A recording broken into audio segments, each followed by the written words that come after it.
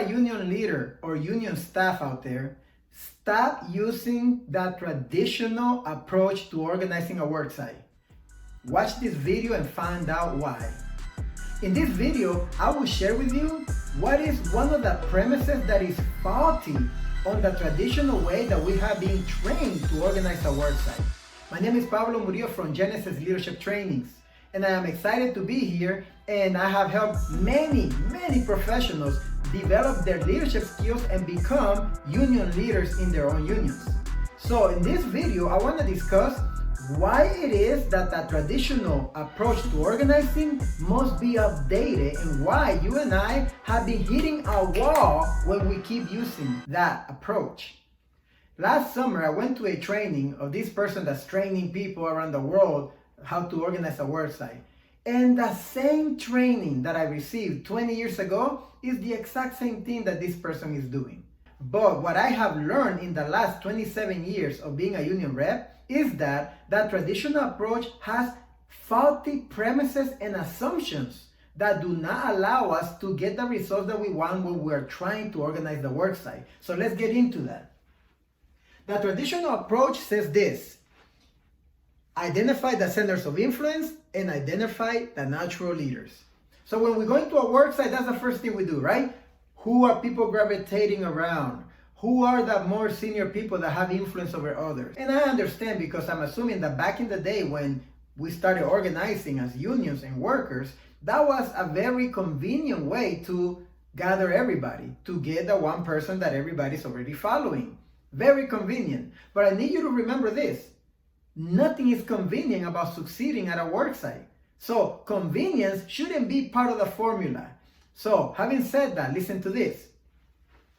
When you go into a worksite and you identify this so-called center of influence, this natural leader, you start investing time getting to know them, find commonality, try to build some kind of relationship, right? Somewhere down the road, a month later, 3 weeks later, 2 months later, it depends, right? There's no specific timeline. But sometime down the road, you will call that question and say, well, listen, I was wondering if you would like to be a little bit more involved to do X, Y, and Z because we're trying to do these things. And 9 times out of 10, what is the answer? No, I'm not interested. No, I don't believe in the union. No, my religion doesn't allow me to get involved. And then you have to start over again.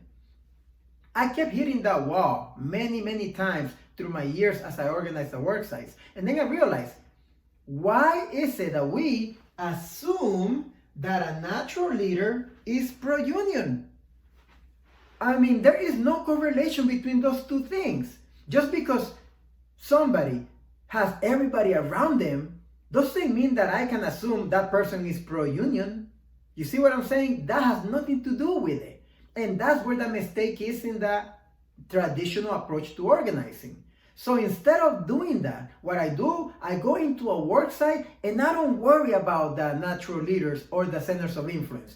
I notice them because I do make a note of them, but I don't tailor my approach and my time investment around them because it has been a waste of time. Now, has it happened sometimes that that person happens to be pro-union? It happens from time to time.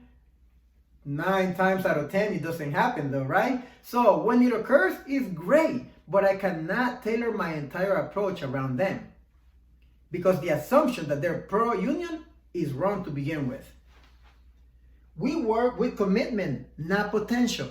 A natural leader, if that person were recruited into the union as a leader, of course, is very cool, and it makes a lot of things, and it makes everything easier. But remember, a natural leader only has potential. And you and I know this. When it comes to getting involved in the union, developing a leader, we cannot work with potential. We can only work with commitment. And that is the one thing that made me completely separate myself from that approach. I'm looking for commitment. I'm not looking for potential. So make a note of that. So what should you do instead? Number 1, develop a top-notch recruiting meeting. Now you might say, well, Pablo, of course, well, develop a meeting. Well, what do you mean? If you do not know how to develop a meeting that you know for a fact that if you follow these steps, you will recruit people, then you need to really develop your skills. Because I have a formula that I have developed over the years where I can go into a worksite and I will walk out with a team on paper of activists who has said, I am committed, I want to get involved, okay? And if you want to find out how to do that, then let me know, send me a message. But develop a recruiting meeting that is top-notch. That's the first thing, okay? And you're gonna come into the worksite with that meeting, that formula, that recipe to recruit a team. Now, if you happen to recruit that team and that natural leader happens to be in that group, then great, even better. But see, you did not tailor your whole approach around that person, so you didn't waste your time. Number 2, call the question for commitment right there in that meeting. You got to be direct and say, these are the things that we are trying to achieve. These are the things that you said you need. Who is committed to working as a team to achieve X, Y, and Z? Those that raise their hands, they're giving you their commitment. Not all of them are going to be real, and over time they fall out. But there's a system that I have in place to be able to get rid of the ones that just get excited for the moment and end up with a core team that you will move forward to become the leadership team. Call the question, forget potential, find commitment. And then once you identify those folks, then start building relationships with them. That's the time where I start investing time to develop relationships, get to know their dog, their cats. Do they like the Dodgers or the Angels? Football or baseball? What country are they from? How many kids do they have? All that stuff.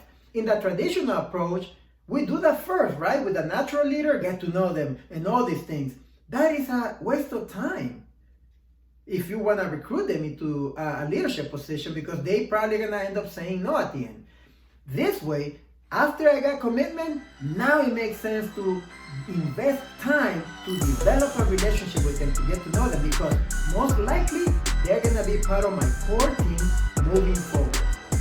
So keep that in mind, all right? Go out there and look for commitment. Don't work with potential. If you're interested in finding out all the practices that you can be using to develop your union leadership, send me a message over Messenger saying, send me PDF and I will send you the Google Doc, okay? Or a PDF. This is Pablo Murillo from Genesis Leadership Trainings. See you at the top where the champions belong.